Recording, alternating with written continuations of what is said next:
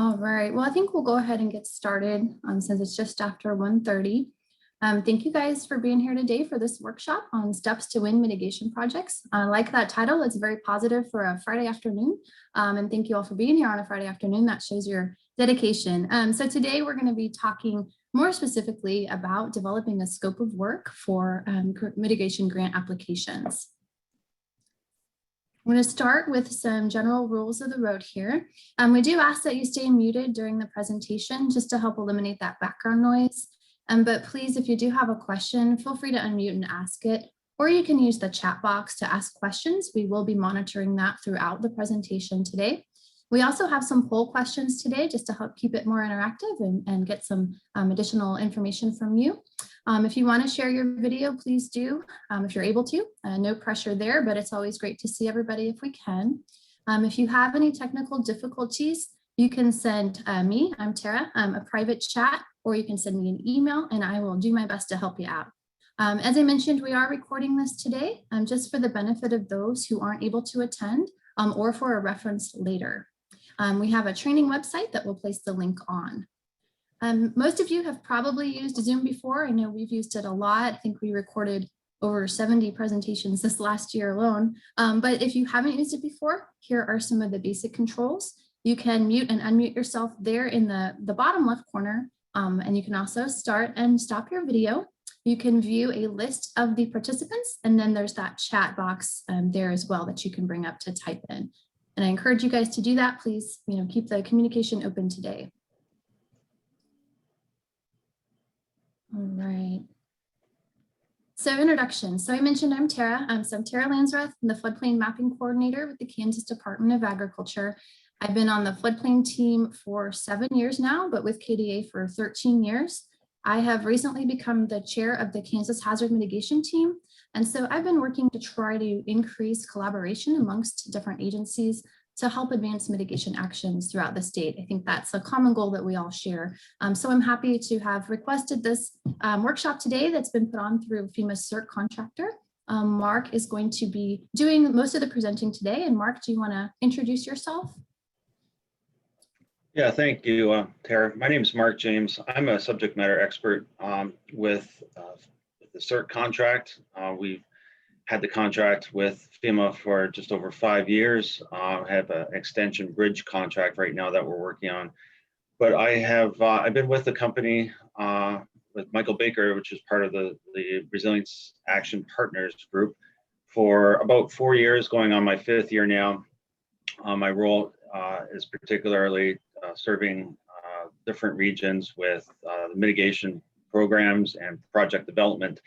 And in the last 6 to 8 months, I've been tasked with assisting the Region 7 portion of the CERT contract, and that involves the Kansas City or the Kansas State, Missouri, Iowa, and Nebraska. So, and then the last year, I've been helping and assisting these communities with different mitigation efforts, whether it be planning or project management. So I also have about 8 years. Prior to joining Baker, I was a state hazard mitigation officer for the state of Maryland, where we put together about $60+ million worth of projects for hazard mitigation assistance over those years between 2008 and probably 2018. So I'm glad to put this together and help the state of Kansas with their BRIC applications, in which you'll be seeing in the presentation, and we'll be concentrating mainly on BRIC. So I'll give it back to you. Thank you, Tara. Yeah, great. Thank you. We certainly appreciate all the time you spent preparing this workshop today. And then I see a lot of you introducing yourselves in the chat. That is great. I don't think we'll go around and do introductions with everybody, but that's awesome to see you guys saying hello in the chat there. Star, do you want to introduce yourself?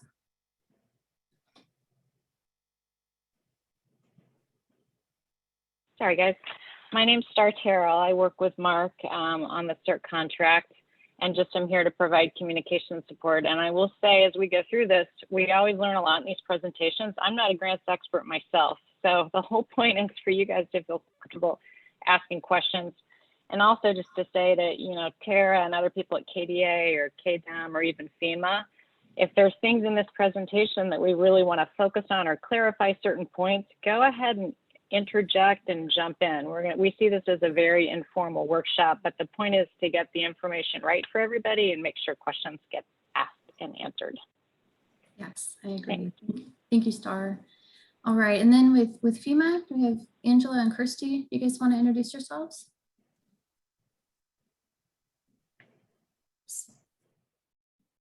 Hi, I'm Angela Drogi. I am the BRIC coordinator at FEMA, and yeah, it's wonderful to meet all of you, and I'm happy and able to help anybody if you have any questions, and I'll let Kirsty jump on then. Whoops, I get my video. Hi, good afternoon, everyone. Nice to be here. I'm Kirsty Morgan. I work at FEMA Region 7 also in Hazard Mitigation Assistance Branch as a supervisor, and I've also worked with Kansas for many years, and I work with the BRIC program. Great, thank you guys. And of course, if you guys want to interject at any point and add any pertinent information, please feel free to do that. I don't know if I saw Jeannie, our State Hazard Mitigation Officer. Did you join us, Jeannie? I don't see her on the list, but I thought she was going to.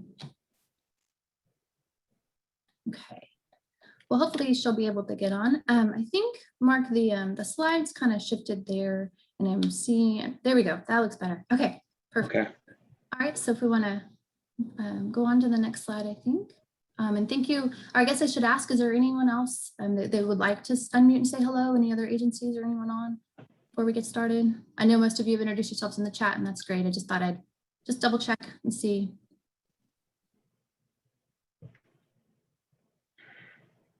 Okay, well, we'll just jump right into the agenda then. So we're going to start with, setting the stage, talking about the NOFO, which is the Notice of Funding Opportunity, and then the timelines that are relevant to Kansas.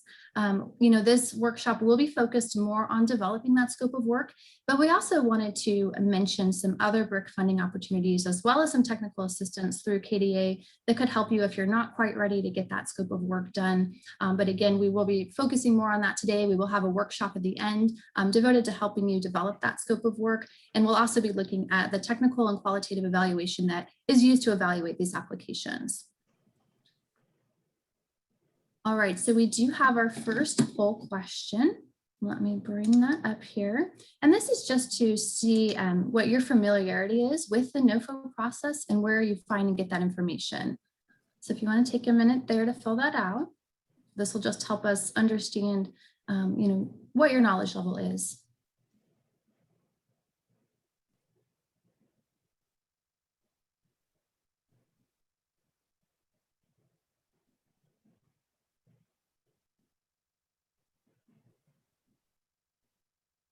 All right, most of the votes are in, but I'll give it just a few more seconds here.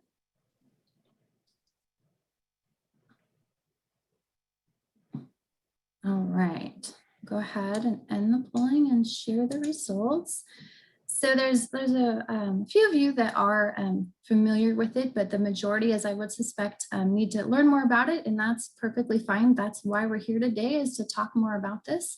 That's what we're going to be doing. So Mark, with that, I'm going to turn it over to you to walk us through the presentation today. Great. Thank you, Tara. And just going to advance. I just closed this out. And can you see this, the full screen now? On Yes. BRIC FMI notice and funding? Okay, thank you. Yep. Mm-hmm. So the NOFO, which is the Notice of Funding, it's published once a year for both the BRIC and the Flood Mitigation Assistance Grant programs. Typically in August, we expect to see something out any day now in 2021 for the BRIC. It's published on grants.gov as well as FEMA's site. And in most cases, it's going to be linked to state agency emergency, their emergency management website for each state. And this is really the Bible for BRIC. It gives you all the information that you need. It provides details on funding availability, the caps that are in place, and the deadlines that are assigned for this year's BRIC application. It provides details on application development, and probably most important is the eligibility. What projects are eligible, what are not, and that will vary. All of these will vary year to year. So if you're looking at last year's NOFO, it's probably not going to be the same as this year. There's going to be some expected changes because last year was the first year that that FEMA provided or had the BRIC program in place. So make sure you do review this if you're intending on putting together an application, or even if you're thinking about it, because there are a lot of details in here that you need to understand and make sure that you are compliant with when you put together your application.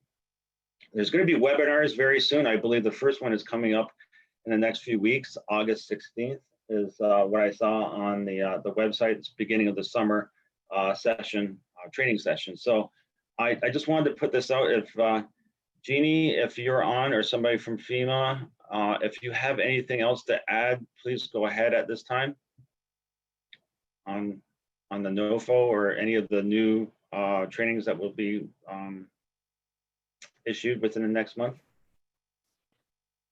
Mark, this is Angela. We're still waiting on that NOFO. We're hoping for the next 2 weeks, and we'll post a link on those webinars into the chat. Excellent. Well, thank you. You're welcome. So the timeline in which that you'll have to fall into for both FEMA as well as KDEM. For FEMA, we're at this point right now where they're rolling out the notice of funding August 2021, some of the trainings that are involved in this. Over the summer, what they did was they developed the program, identified the funding that's available, kind of put together all the information that is going to be included in the NOFO, and of course, provided notifications in the Federal Register. The next step is between September and the end of January is when the projects or the program is open for projects to be submitted by the state, and they're called sub-applicants and applicants. So the sub-applicants are the counties and local jurisdictions and the cities, and the applicant is actually the state. And so for the state timeline is on the bottom here. They identify 30 days after the NOFO is released, they put out a notice of interest. It's an NOI, and that is due to KDEM on October 1st. So that doesn't give too much time if you figure it's going to be the end of August that you get the NOFO is released. 30 days after that, it puts you in September 30th possibly, or the end of September. That gives KDEM about a month or a week or two to get the notice of interest reviewed and then respond back to the counties or the local jurisdictions or the cities that submit those NOIs. And then from that time on, from October 1st to the end of December, the end of December, December 31st, that's the time that you have to put together your application. Now, knowing depending on the size of the application, if it's a large application and such as we're looking at today, there's probably no chance that you're going to be able to get from A to Z in that time frame. You should already have a really good balance of studies that have been done, public outreach, and items that have to be included in your scope of work, which we'll be talking about today, that should be already compiled or in the process of compiling for the application. If you're doing a simple project like a acquisition or demolition or an elevation of a home, yeah, you can probably get it done in these few months. But that's just to give you an idea of the time frame. And Jeannie, did you have anything to add on the time frame or any special requirements that you're looking for? Can you hear me? Yeah. Yeah, no, I don't have anything to add. The only thing I would say, it's got the notice of funding opportunity for August of 2021. In September, we will select the applications that we want to move forward based on rankings. The actual Okay. project selection, summer 20, no, it'll be done in probably September of 2021. Does that make sense? That does make sense. Yep. So 30 days after the NOFO is when your notice of interest is released. And then within that month, you expect to have all those NOIs into the state to be reviewed. Right, and then probably around the 1st of October is when we'll let people know. And it depends on how many projects get submitted, but they'll be ranked. So yeah, however many there are that we send forward, we'll let them know. Okay, great, thank you. So as I said before, we're going to be looking at primarily focused on larger projects like your watershed projects, your regional projects, stream restoration. There are 4 categories to the type of BRIC applications. First, there's state allocations, and that's obviously what it is. It's allocating so much funds to a state for the preferred or priority project. Capability and capacity building, mitigation projects, and then direct technical assistance. This one is for small impoverished communities only. The capabilities and capacity building is what we're going to talk about next. But first, I want to pause just to, and I think we have another poll here. Do we, Tara? I don't think we do yet. I think it's a little bit later after this next section. Okay. All right. So we just want to pause today and see, while today's training is about to develop a scope of work for a large mitigation project, there are, and somebody had mentioned this earlier, I think it was Tara was saying that there are a lot of opportunities that are available with FEMA, within FEMA programs, as well as state programs. So we're going to talk about that right now, just before we dive into the large project and part of the training. So the other types of projects that are available are capacity and capability building. We'll briefly go over these funding opportunities that provide communities with tools to build capacity and strengthen their capabilities. These opportunities are made available to communities that need assistance with project development, mainly, and chances of receiving these projects or the funds for these projects is pretty high. I spent a lot of time prior to this role doing what was called advanced assistance and technical assistance under the PDM and the FMA grants. And in every case, if we submitted an application that kind of fell under this preliminary type project development category, it was funded. So that's good to know. So I'm just going to go through this relatively quick. We'll have these slides available after, so you'll be able to dig down into a lot of the details that I have. And I also have notes too, which is very good for expanding on each one of these topics. So the first is building code, and we know building code activities, and it was brought to my attention that there's a lot of communities in Kansas that do not have building codes, or the building codes are not up to par. And this gives you an opportunity to strengthen your codes, or if you don't have anything in place, to develop them and implement them. And also provides you training and technical assistance for your workforce. If you have staff that need to be brought up on different codes, or if you have new staff, this is an opportunity for you to take advantage of the other types of grants that are available. The second one is partnership activities, and this provides funding for strengthening community participation and partnership.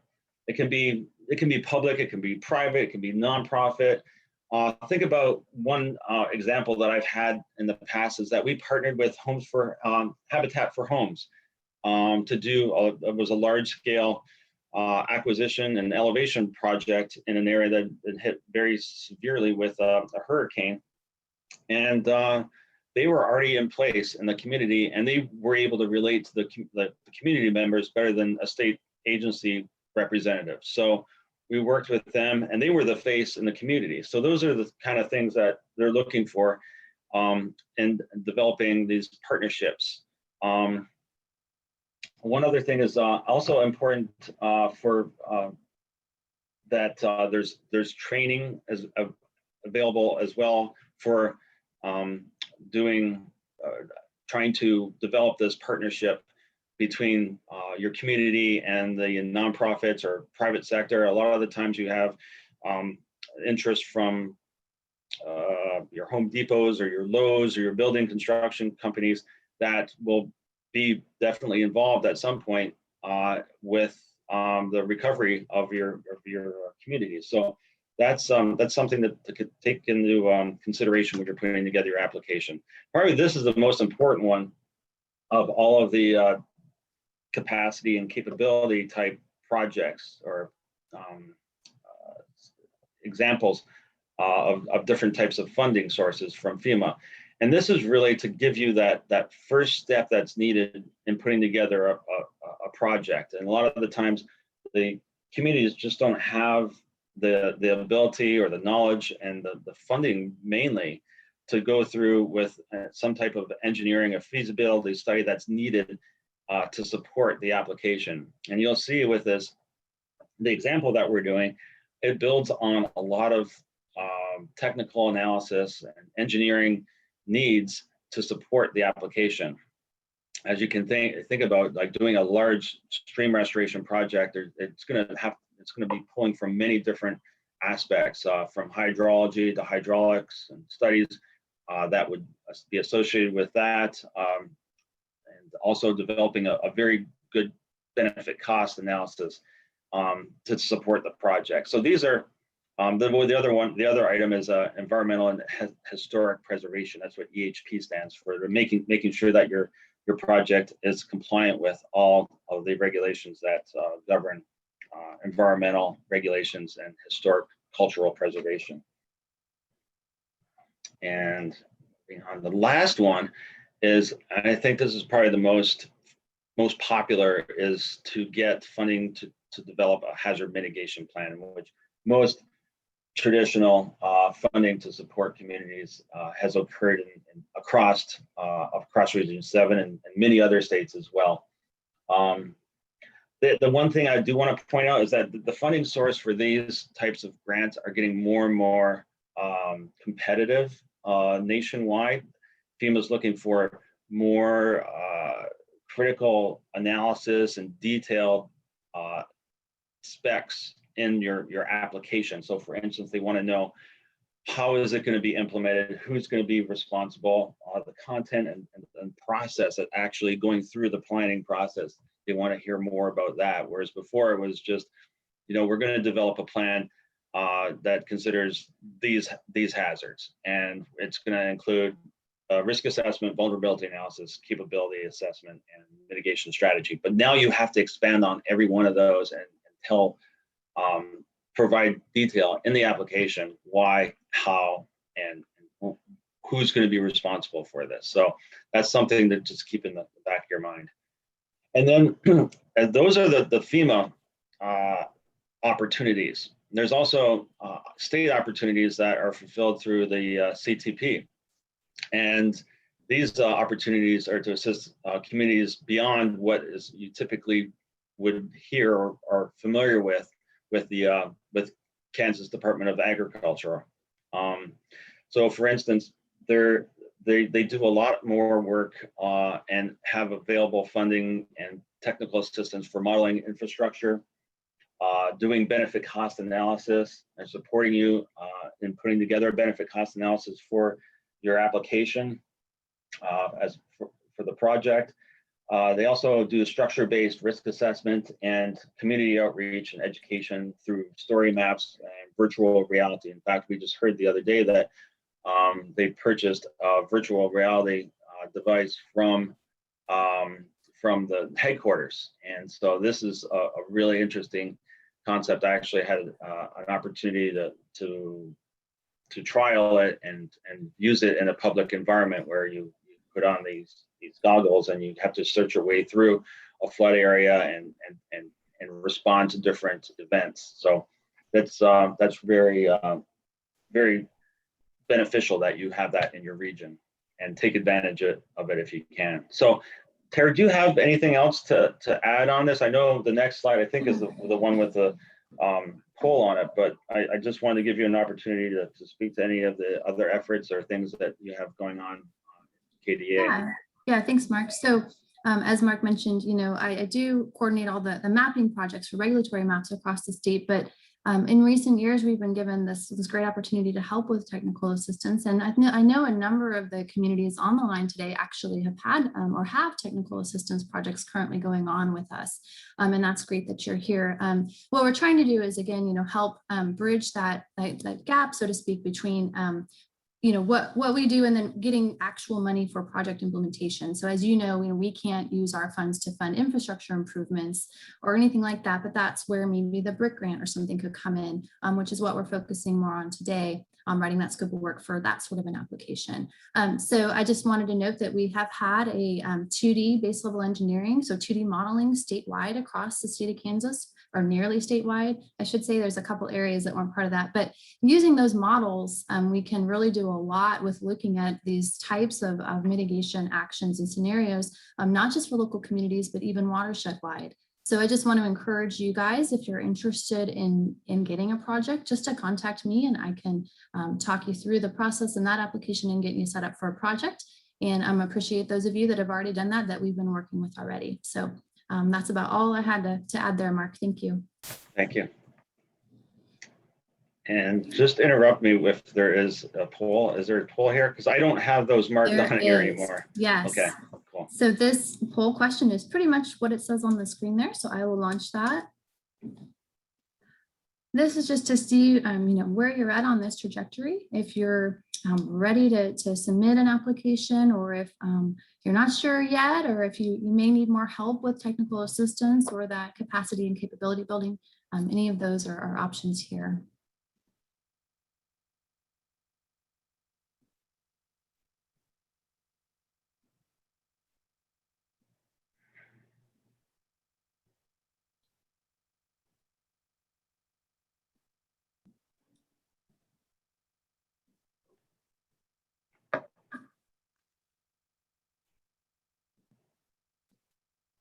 All right, most of the votes are in. We'll give it just a few more seconds here.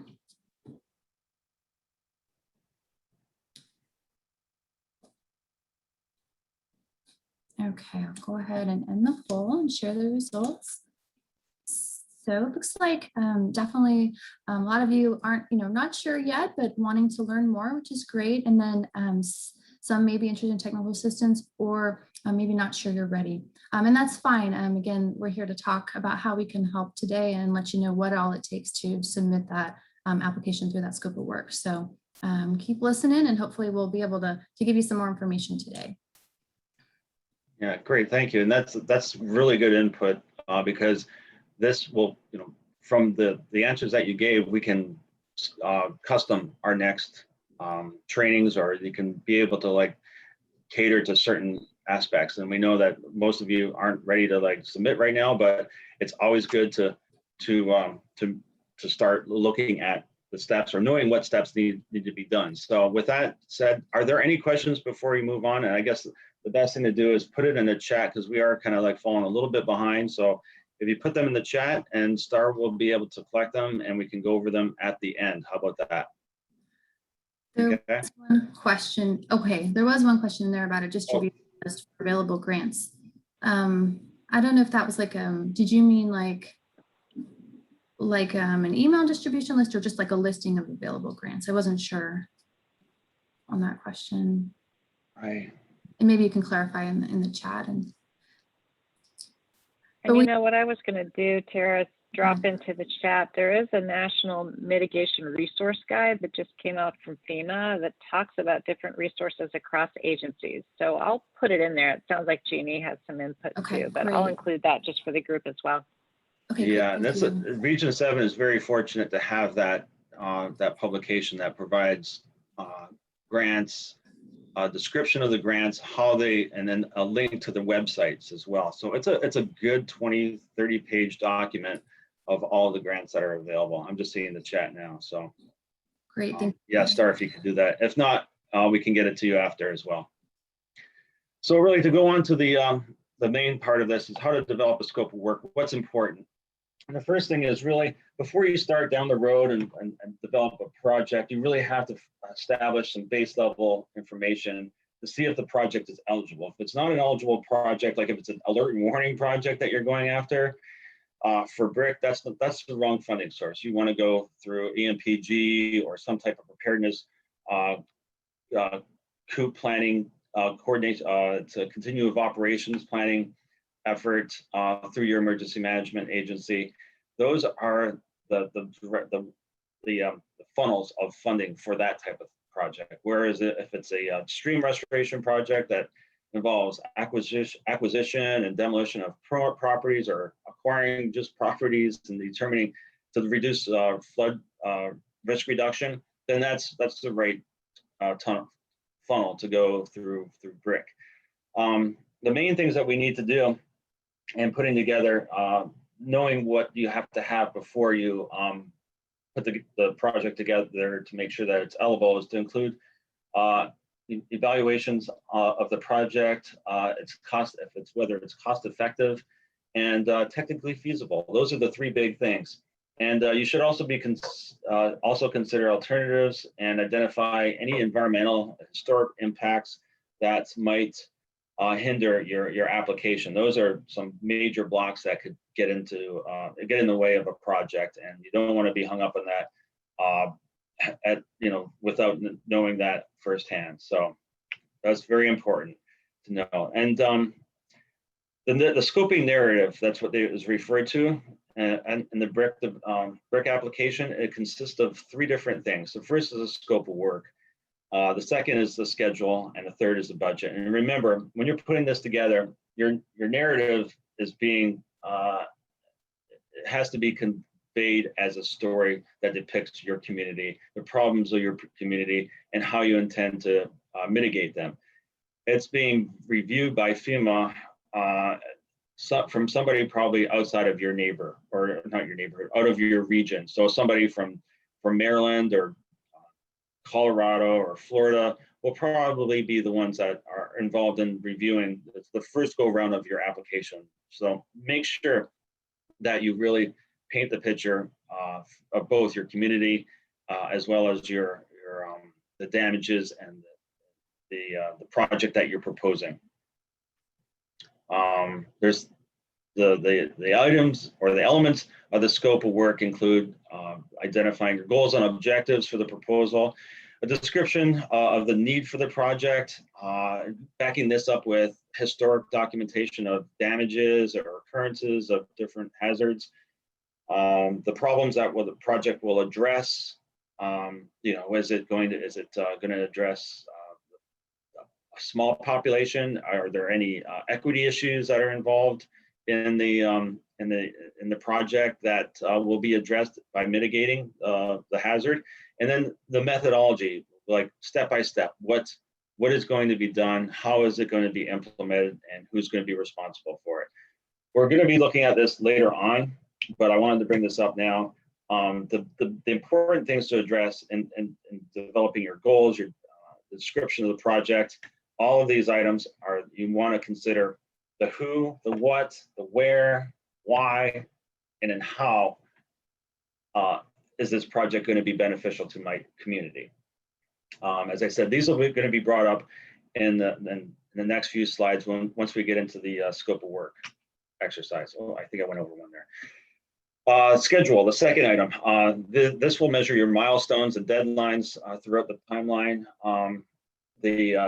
The most important thing here is that in putting together your schedule, think of it as a budget as well. When you put together a budget and you present it to FEMA, they expect you to stay by that budget. They also expect you to stay with the schedule that you develop. Like if you say that you're going to go through from phase 1 to phase 2 between the first year and the second year, you better have that in your quarterly reports, and it has to be on schedule based on the the schedule, the schedule that you put together in the application. So what you write or what you put down in those applications have to be very methodical, and well, it has to be very predetermined based on your project scoping and your experience as a project manager and putting together schedules and deliverables for a project. There also have to be identified. You also have to identify the meetings that will be accounted for if you're planning to go for 2 or 3 times to meet with public. If you're having stakeholder or steering committee meeting, those have to be identified, and then also when and how often they should be identified. Of course, for each one of these has to be a cost associated as well. The responsible parties will also have to be identified. If you're having contractors involved in the process, they have to be accounted for as well in the schedule, and identified who's going to be doing what. That's probably most important. And the last thing is the period of performance is 3 years. So make sure that you have 3 years to do this project from the beginning, from the time that it's awarded to 3 years after that. Make sure that you use all that time period, and don't cut yourself short if you don't have to. Again, as I said, everything that's documented in the schedule will be monitored throughout your quarterly reports. And I think that's it for the schedule. For budget, there's a number of different items that need to be addressed in your budget. Pre-award cost, those are the costs that you expend prior to putting in your application in October. So if you do a portion of your studies or some engineering analysis earlier this year, the cost of those projects can be rolled into your project. Management cost for a community, county, or the applicant that's putting this together, you're allowed 5% for management cost, and up to 10% will go to the state to manage these costs. And you can see when you put together, when you get, if you review or you look at the FEMA BRIC list of projects that are awarded, you'll see there's a lot for management cost for each state, and it gives a dollar value. It's based on 10% of the total cost for management of these projects. And there's also a contingency cost that you can include in the project. It totals 7%. So 7% of your total project cost can go towards contingency. And the cost share. So in most cases, the federal share is 75%, and that leaves 25% for a community, whether it's if it's an acquisition, demolition, the homeowner typically pays for that, or if there's some type of a stormwater management fee, tax fee that's collected. A lot of the times that comes out of that 25% comes out of that, or the community may have another grant that they can supplement it. The other thing that I wanted to point out is that there's for small impoverished communities, the balance is, instead of 75%, it goes up to 90%, and then 10% for non-federal. Again, that non-federal can be funded in a number of different ways, whether it's in kind, which means the community will be able to support some of it through their staffing activities. If they have an engineer that's involved in the project and they're doing some of the design and planning of the project, those hours that he or she has put towards a project can be put towards a 10% or the 25%. And then you have to do a benefit cost analysis, include that in your budget. And this is another, this is a whole nother day worth of training that we could do. And the last is there are no lump sums. So you do have to provide a detailed budget. Some of the best practices, really what we're just going to skip over this one. What I do want to say is to make sure that you include the link to these items somehow in your scope of work. These are kind of your key terms, or the hot topics that FEMA looks for in putting together the scope of work. Most importantly, probably, is the drawn that you've developed some type of partnership and exploring new opportunities in the region. Also important to link your project to community lifelines, and we're going to get into this a little bit later. And these will, as I said, will be addressed in the next section. takeaways from this, this is just provides a summary of all the items that were involved and included in your narrative, but probably most important is that there's a consistency between all items, the scope of work, the schedule, and the budget. That items that you present in the budget are also reflected in the scope of work and duplicated in the schedule. So if you're saying that you're budgeting so many dollars for planning and design, that planning and design that has to be identified if it's a very specific, if there's callouts for the different levels of planning and design effort that would go into your project. The budget they have to be laid out by dollar value, and then when they're going to be done as part of the timeline or schedule, and then who's going to be involved, why is this important, and what will it include. So that's kind of the string between these three items, is that they're all consistent. So before I go on, are there any questions? Just looking at this. I don't include everything you can. Okay, the scope of work. These are just really comments. And thank you, Angela, for adding that, and Jeannie. And include everything you can in the scope of work. Yes, it's the whole kitchen sink attitude that you want to, the more the better. That's what I always tell people. So, all right, we can go on from here. So now that you have a project, it's being submitted to FEMA, how do they evaluate it? They use two different methods. The first is a technical evaluation, and the second one is a qualitative evaluation. So we're going to go over some of the requirements, or the items, the elements in which FEMA uses to determine what's a project that is technically feasible, or what is qualitatively feasible. So before they get to that point, the project has to be eligible, and it has to be complete. So if you're missing a section of the application, it's discarded immediately. Or if it's not an eligible project, and we talked about alert and warning projects or sirens, those aren't eligible projects under the BRIC. So those are also, they probably shouldn't get it by the state first, but if they do get by the state and they've been determined to be ineligible, then they'll throw those out.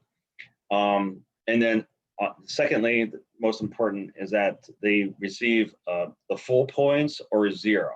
So you'll see on the next slide here, these are the points that the technical criteria are given. So if it's an infrastructure project, it's given 20 points. If it's not an infrastructure project, if it's an elevation, then it's given 0. So that this kind of puts into perspective where the weight is and how the criteria is measured technically for each project. So we're going to go through each one of these relatively quick. I've split them up into 4 in each. The first one is infrastructure, and it refers to a project that has either some type of critical facility or a physical structure facility that provides support to the community. Whether in most cases it's going to be a road or a bridge construction or road restoration project that's been possibly the road was swept away from flooding, or the bridge and road were impacted. So it has to have some type of structure or infrastructure base for consideration under the BRIC. And it says it right in the name, it's building infrastructure. So the second one is that it has to meet the requirement of a lifeline. And the lifelines, there's 7 of them total, and they consist of safety and security. So that's law enforcement or fire and rescue, government services, community safe rooms, that type of thing. The second one is food, water, and shelter, and that refers to agricultural type projects, or projects that relate to agriculture or food production, water, It would be your like a water treatment, sewer treatment plant project. And then the energy, if it's related to a power grid or fuel of some sort, that is also a lifeline. Communications, transportation, I already mentioned transportation as a infrastructure, so there's a lot of duplication here. And then the last one is hazardous resource or hazardous materials. So if the project involves any one of those lifelines, you get 15 points. 10 points for if it includes, yeah, did somebody say something? Just one thing, a question popped up as you're going through. Oh. If one thing fails to happen, what is it that would stop the project dead in tracks? If one thing fails.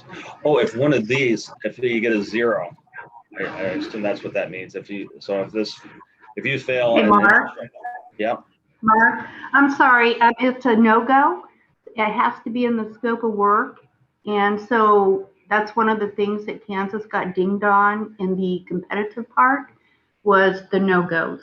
So what is one thing in your project, if something happened, what is that one thing that would stop the project from going forward? It has to be identified. And Angela, can you make it sound more, can you explain it better than that? I think Hey, probably, Jean. yeah, is Yeah, it the yeah. BCA? No. Yeah, what they're asking is to have points along the way in the grant that it's a no or no go point. So basically it's a stop in there where, this has been completed and FEMA, at that quarterly performance point where you're turning in the quarterly performance report, we're looking at it and going, was the schedule met? Was that was that point met? And if it's not, then we're going to go back and probably work with you more than anything. It can cause a cancellation of the project, but more than likely it's just going to be, let's rework and discuss how we can move forward and get this back on track. Much like a lot of the other projects are along, where you see something happen, you have a lot of rain and something gets backtracked, or something else that you just can't foresee happening and you don't make that no-go milestone. How are we going to rework that and put a new milestone along the way? That's likely what this is going to happen, but they just want those along that track. So we're making sure we have the project meeting milestones along the way, and we have those for the quarterly reporting. You're welcome. Great. Thank you, Angela. To continue on here, the state has to have adopted codes as well. That's for 20 points. And because Kansas does not have statewide building codes, it's up to the community to have adopted the 2018 IBC codes to gain these points. And also, which falls on the community, is that they have to have a rating between 1 and 5 for the building code effectiveness grade schedule. And this is very similar to a CRS grading, but it's for building codes. So I'm sure there's many of you that are out there that are familiar with the CRS program. So it's a very similar requirement. In fact, it falls right underneath the CRS requirement. The first requirement is, are you a CRS community? What is your rating? And are you BCEGS community? What is your rating on the application? 10 points you get for if it was a FEMA HMA application in the past. In most cases, they look for the advanced assistance grants. These advanced assistance are the same as the project scoping that we referred to under the capability and the capability type grants. This is the advanced assistance we're given for PDM. So they're kind of going back in time because they didn't have the project scoping grants in 2019. If you have a greater share of more than 25% of the non-federal, you also get 5 points. So there's an advantage for those communities that can put more than the 25% that's needed. And then lastly is those communities that are either small or impoverished can also get 5 points. So by definition, you have to have a community of 3,000 or fewer, and then capital annual income not to exceed 80% of the national per capita income. The qualitative criteria, and this is really important, is that when we're doing this exercise, I'm going to bring this up, and we're going to make you put together your scope of work and consider all of these and the work, or as many as possible, in your scope when you're developing it. And what we're going to be doing is going through a scope of work for a project and identifying how, like for instance, how are future conditions going to be identified, or what should be identified in your scope of work.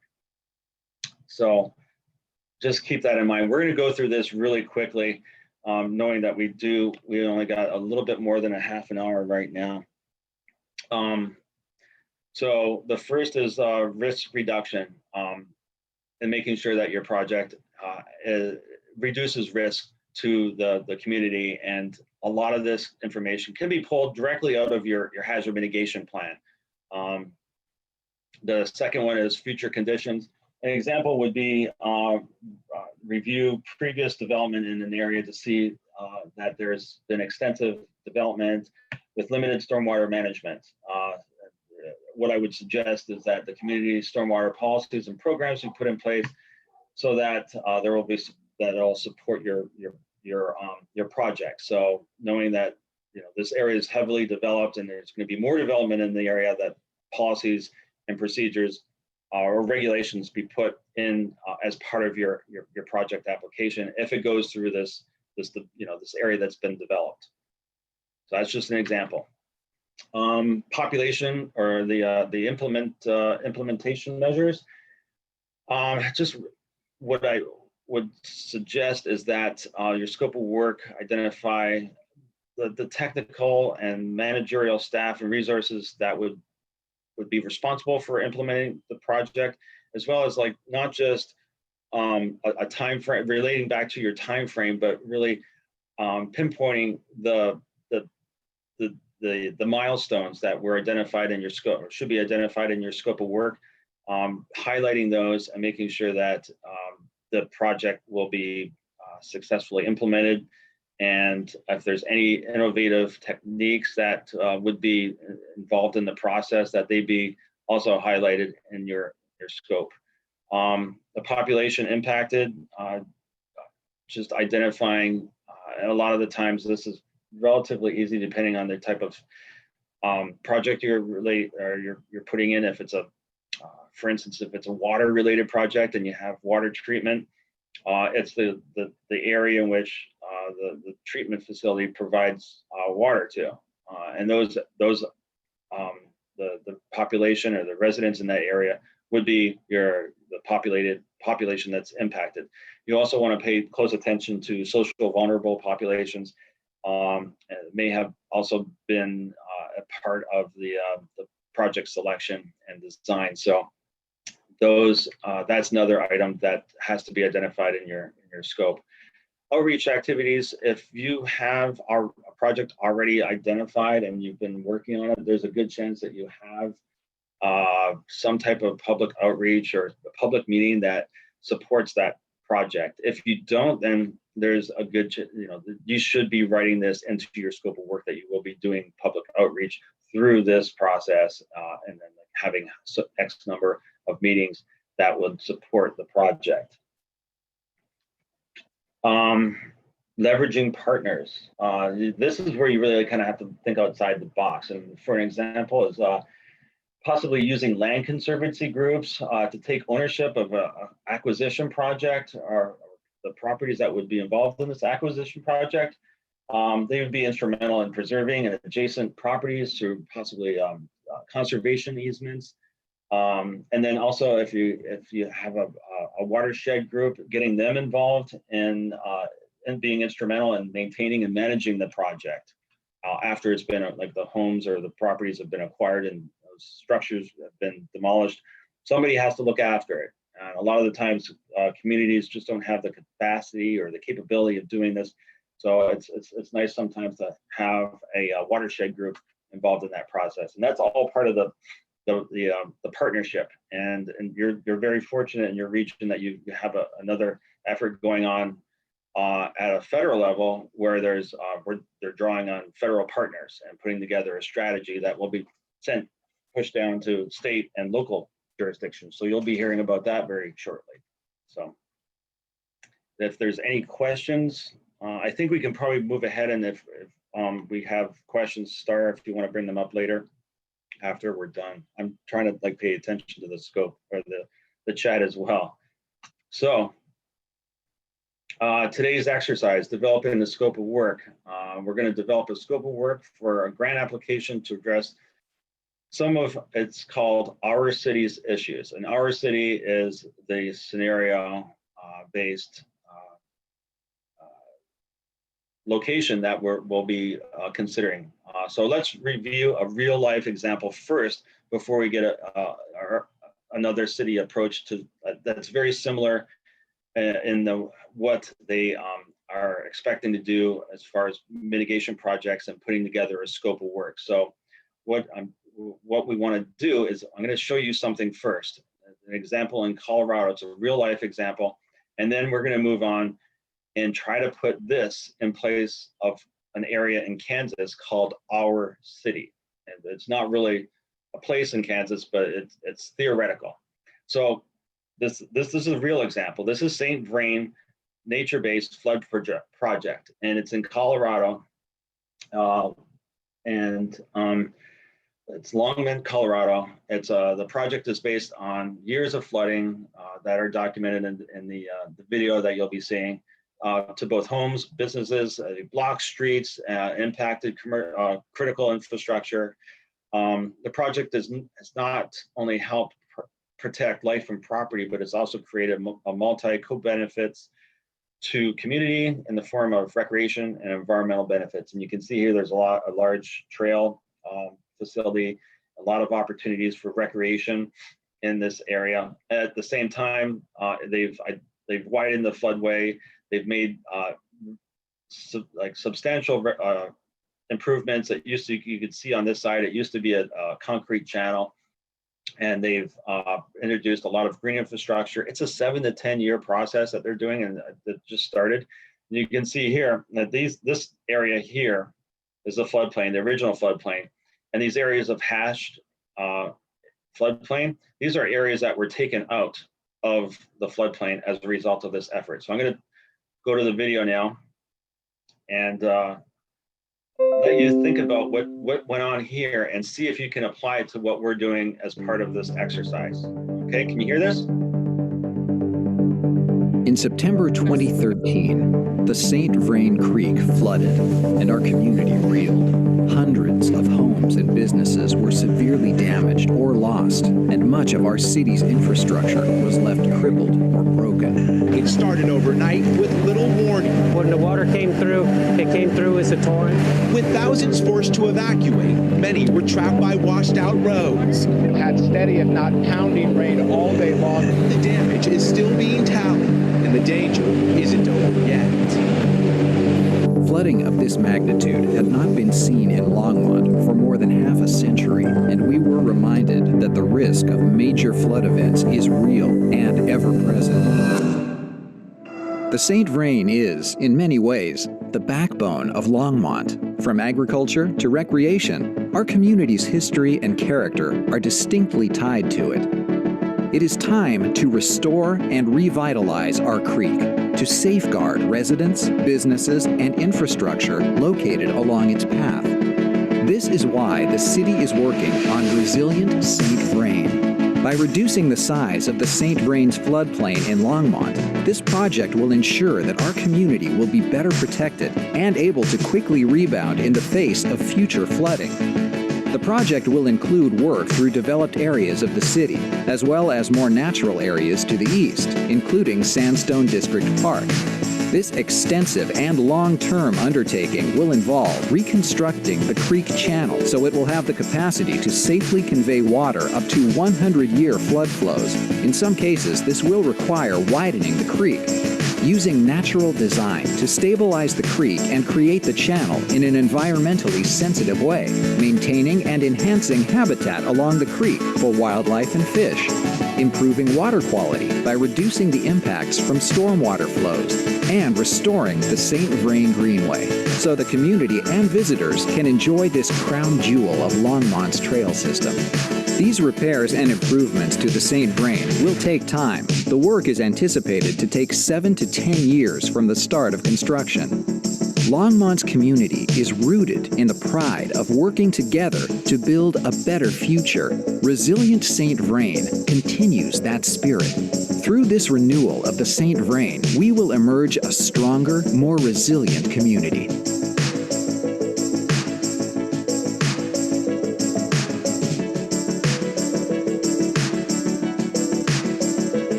Okay, can everybody hear me again?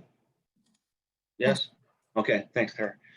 So as you saw there, you know, this is a huge project, hundreds of millions of dollars, multiple agencies involved, multiple sources for funding. But when you do some research into this a little deeper, FEMA did provide some of the funding for this project. So this, you know, it's not a one and done, but this is something that, you know, you as a community or a region, there is hope, and there are opportunities out there. So with that said, we want to go back.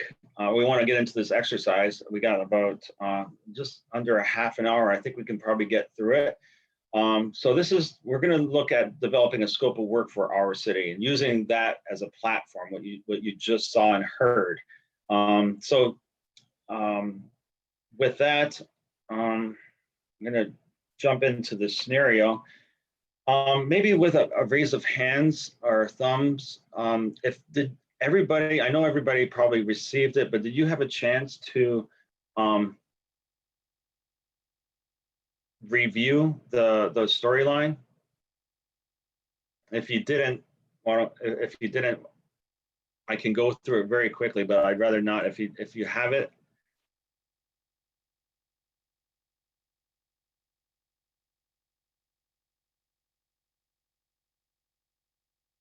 Okay, so I'm gonna go through it really quick. I don't want to spend a lot of time on the background, but this is the storyline, or the current conditions. It's an agricultural center, failing stormwater system, experiencing significant flash floods. The area in the east has stormwater best management practices in place, but it doesn't do anything for the area that's north or west. Agriculture is suffering from groundwater shortages, and the industrial park in the north end of the area has been abandoned ever since 2013. And the 2013 storm, there's a 2015 storm and a 2018 storm. These have all done major damage to adjacent roads, neighborhoods, the community. In the last one, which was most severe in 2018, the residents were out of their homes for 2 weeks. Commercial properties and industries in the area were closed also for 2 weeks. Roads were closed. Bridges carrying secondary roads were washed out, and the city's wastewater and water treatment facilities were also failing and sustained major damage. This is an example. This is the city. You can see here this area that's newer. It's outside of the floodplain.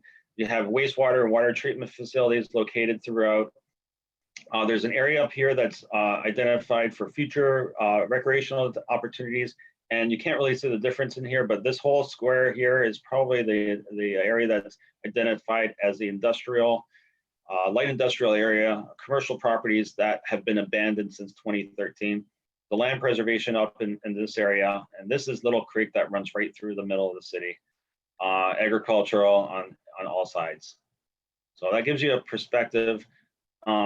You have this available if through in the invite. If you want to open up the PDF, it gives you more details on every one of the events. So now going back to, remember I said developing your scope of work, you want to know what, who, where, how, and why this has happened, or what can be done to prevent this from happening again as part of your scope of work. I'm just gonna see here. So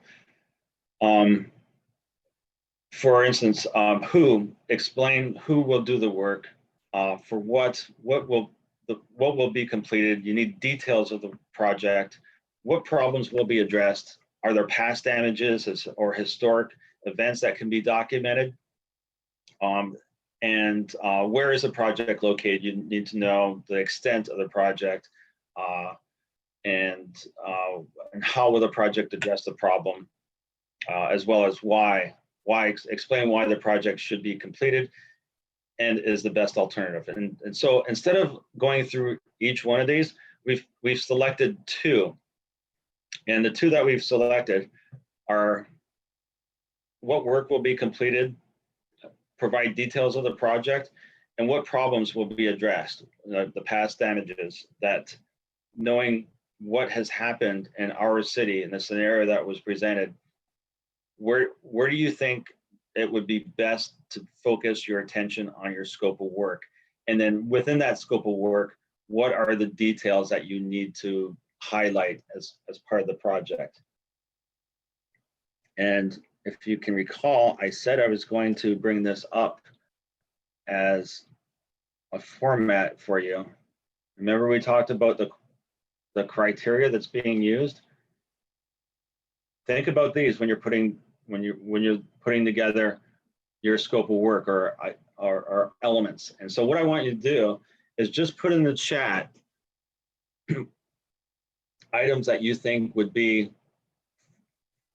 answer these two questions, and make sure that you address risk reduction, potential future conditions, implementation measures, population that's impacted, outreach activities that you can consider, and leveraging partners. So we'll just wait a little bit, and what we're going to do is we'll collect all the chat elements or items that were identified in the chat, and populate these questions. And when we return the exercise or the slides, so we'll give you like 2 minutes. It's 3:39 right now, so we're 3:40. So 3:45. This is probably the most important we got 3 questions to answer, but this is probably the most important in trying to develop your scope of work.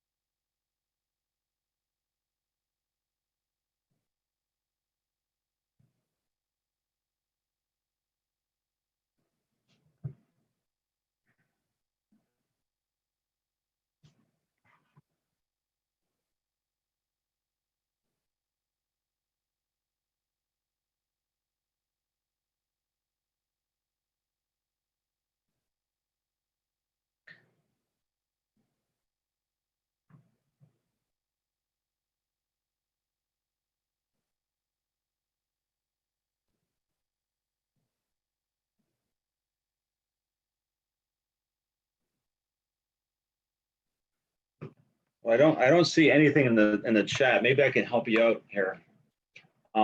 So I think, oh, there's something. I think Jamie had something she put in. There we go. Okay, yeah. Okay, so Jamie said, risk reduction, our city in order to alleviate, mitigate, or for future conditions that precipitate flooding in the community, putting lives and structures at risk. I don't know all the particulars. So you want some more particulars? And that's with this exercise, you have to kind of think outside of the box. But yeah, you're right, Jeannie, that there has to be some type of mitigation measure that will provide protection for future conditions that will, that'll be based on current flooding conditions. I want to know things as they come on. Okay, so I'm going to give you some examples here. So like looking at a watershed approach here. Number one, we've got to buy out the properties that are in the floodway and expand upstream areas to slow down water and detain these waters, the flood waters. Identifying the flash flood areas in the city or in the urban areas and determine if the water can be stored using green infrastructure or conveyed away from the areas, reducing impacts. Make conveyance improvements along adjacent roads and expand bridge crossings. Use abandoned industrial park area to create flood storage areas using a blend of green and gray infrastructure facilities. So that's kind of the overall picture. That's the frame of the project. And it doesn't have, you don't have to get into a lot of detail like in design or engineering at this point, but that kind of sets the stage. That's what you're going to be doing. So that's the detail of the project. And I also identified some key stakeholders. You want to have the agriculture community to buy into this. You want property buy-in for the acquisition properties, mainly those areas that you're in the northern area where the industry is, to acquire these properties. Establish contractor to do the work, the planning and design of the project. That's important up front. You want to have a good contractor on board. And then you need to have some type of significant outreach effort that would be involved in this process. And typically, like what you saw with the example that I gave you, they did an excellent job on branding. So you want to have something that people can identify with, like you're doing this project and this is the brand, this is it. So addressing the problems, adjacent flooding along roads, as you saw, that was the biggest concern since 2013. The first example or the first flooding was along the road in an adjacent neighborhood. So you're addressing that problem. You're addressing the flooding along the roads and adjacent neighborhoods. You're also addressing flash flooding, but it's going to be something that's long-term. This is the project that's going to be very similar to what you saw in the example. It's going to be 10 years or more planning and design, and also a phased project. So that's really what we're kind of looking for in this type of project. So with that said, do you have any more to add or like have some ideas on what could be included as part of this project, or address like some of the areas that have been addressed in the past? If there's maybe some improvements to the treatment plants, there's your stormwater or your sanitary and your water treatment facilities.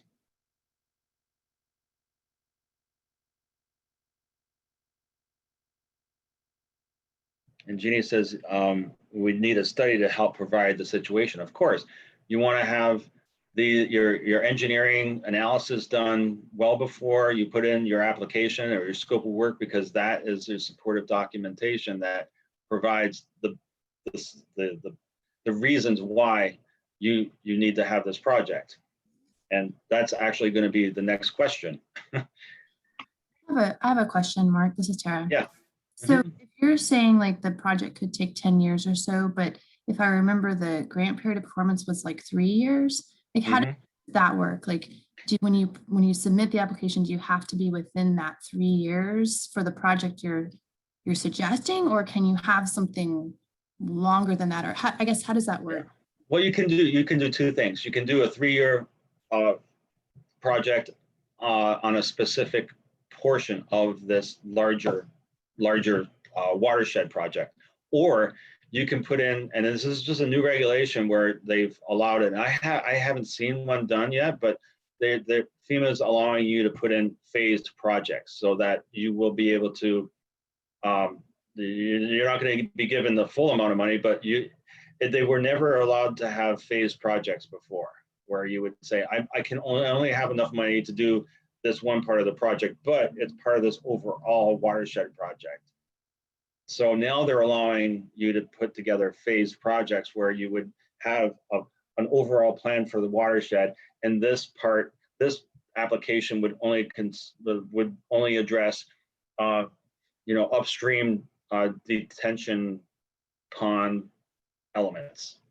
But that project kind of has to stand alone, and you have to run your BCAs based on the results of those projects, that one standalone project, I believe. Okay, thank you. So yeah, those are the two ways that you can do that. But yeah, you are right. There's a 3-year period of performance.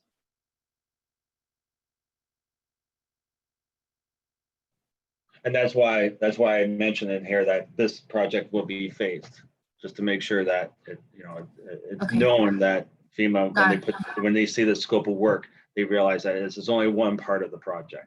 Okay, got it. Thank you for clarifying that. Makes sense. You're welcome. BRIC allows for 48 months for larger infrastructure project period of performance. There you go.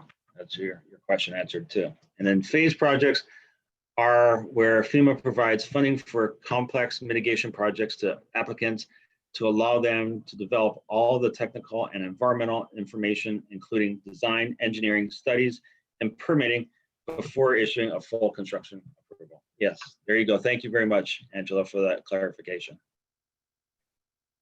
Have you seen one of these, by the way, Angela? Do you know, have you seen a phase project in this year's BRIC? No, we have not had one in our region. They had 12 approved in this past round, but not within Region 7.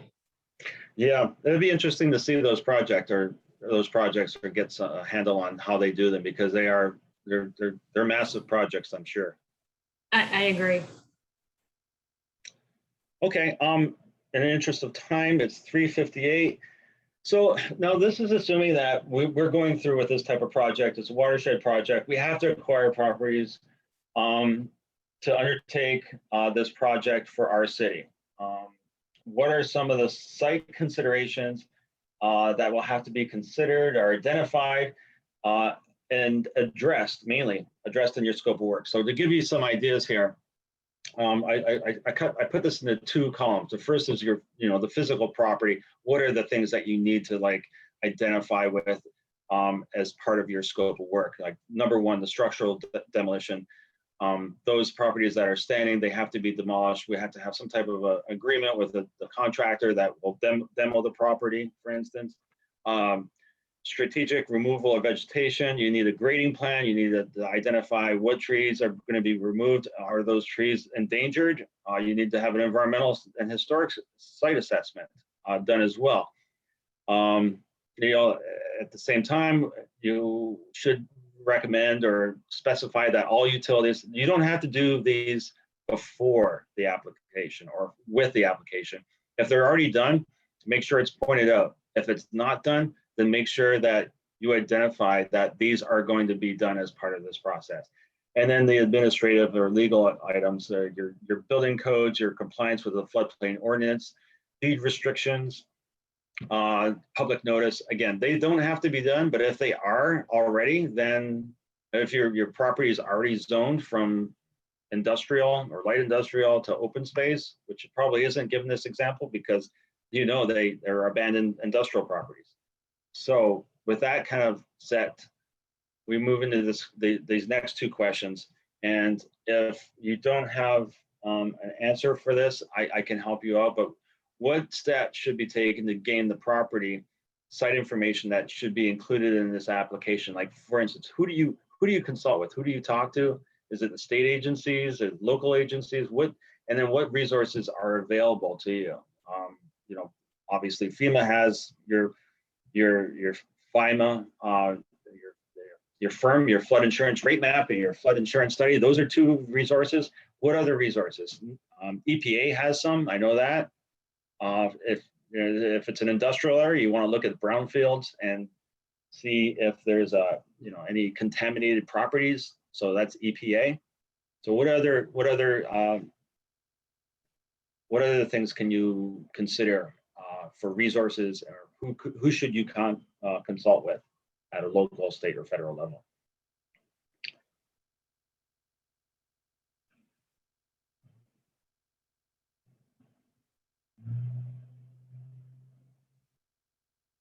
All right, 52. We got one other question after this, and then we're done. But if you don't have anything, I can kind of start it off. So, you need to consult with all your state agencies. And they're going to be involved in the process anyway, as part of the NEPA review process at the federal level. They coordinate with all the state agencies that put regulations and programs in place for review. The jurisdictions, departments at the jurisdiction for physical conditions to identify, the historic conditions and records from the properties that you're acquiring. You got to pull local zoning ordinance, and then also, like, who comes up with the 25%? Remember, there's a 75-25%. So this has to be brought up to council. Are they gonna support the project? Do they have 25% in their account that they can provide? Are there going to be in-kind costs that could be attributed to this? Or is your engineering and your planning department, are they supporting this project that they can put a staff member on this full time? Which the size of a project, they're probably going to have to hire somebody to do this. So that's your, you can either do that 25% in kind, or you can also do the 5% management cost to support that role. You do not necessarily have to produce these items. I already mentioned that. Yeah, these are, again, the same thing as you don't have to produce these as part of the scope of work or your application, but you have to identify that you will consider them and give good reason and understanding what has to be done and how you're going to go about it. Some of the resources I mentioned: EPA brownfields already, FEMA firms and the FIS, NOAA, USGS climate data. You can take that data from the gauges on Little Creek and get the levels of flooding. Agricultural data from USDA. As I mentioned, their agriculture is failing in the last year. They lost all of their crops, so that's going to be very important to put into the scope of work and identify as part of the need for this project, the impacts. State H&H reports, hydrology and hydraulic reports, and nonprofit support and assistance. That's really important. As I mentioned before, the one project I had in Maryland where we had the Habitat for Humanity involved in acquiring these properties because they were more approachable than the state agencies. Okay, so what state agencies can provide assistance regarding this or any other floodplain matter? Is there a water board agency in Kansas? Tara, probably you might be the best to answer this. I can tell you that the NFIP coordinator would be definitely involved in this. If there's a hazard historic trust, they also would be involved, or DNR, Department of Natural Resources. So, I am the floodplain mapping coordinator with the Kansas Department of Agriculture. So for floodplain related matters, I could assist with that. And then my supervisor is the NFIP coordinator for the state. He is also with KDA. And then KDM is, as where Jeannie's at, where she can help assist with some of these applications. We don't have like a centralized location for all the water groups. There's also the water office, there's the water authority. But you could get in touch with me and I could help point you to what you need. Okay, great, thanks, Tara. So the next question is about administrative and legal regulations that need to be considered as part of the scope of work. And real short, this is again your floodplain management requirements, zoning and permitting. Number one, you're doing a lot of grading in this area to both demolish these homes, and then of course to bring back the stream to its natural condition, pull out the floodplain, as you saw in the video.